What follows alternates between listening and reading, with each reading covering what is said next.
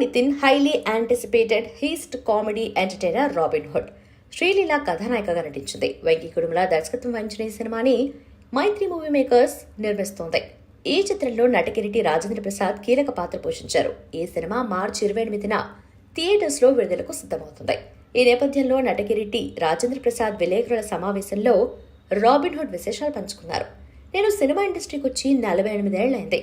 Robin hood చేశాక యాక్టర్గా నా మీద నాకు కాన్ఫిడెన్స్ లెవెల్ పెరిగింది. రాబిన్ హుడ్ చూశాక నేను హీరోగా చేసిన ఎంటర్టైనింగ్ సినిమాలు ఆనాటి రోజులు ఆడియన్స్కి గుర్తుకొస్తాయి. క్యారెక్టర్ పర్ఫార్మెన్స్ పరంగా సినిమా చాలా ఎంటర్టైనింగ్గా ఉంటుంది.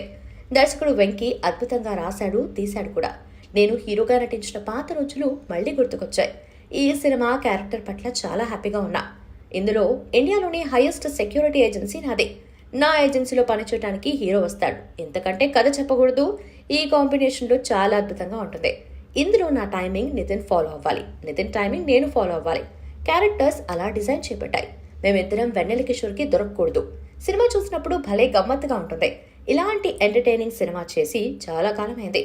రాబిన్ హుడ్ ఆడియన్స్ కి మంచి ఫీస్ట్. జులై దగ్గర నుంచి 100 కోట్లు దాటిన కమర్షియల్ సినిమాలు చాలా చేశారు.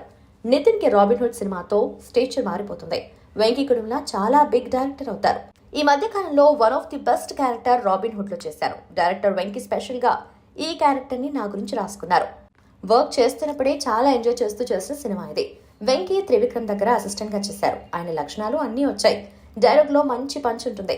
తను కథ చెప్పినప్పుడు చాలా ఎంజాయ్ చేశాను. జులై తర్వాత son of Satyamurthy, Nannaku Prematho, Srimanthudu, oh baby, F2 చిత్రాల్లో నా పాత్రలని ఎలా అయితే గుర్తుపెట్టుకున్నారో రాబిన్ హుడ్ లో చేసిన క్యారెక్టర్ కూడా నేను గ్యారంటీగా గుర్తుపెట్టుకునే క్యారెక్టర్ అవుతుంది అని రాజేంద్ర ప్రసాద్ తెలిపారు.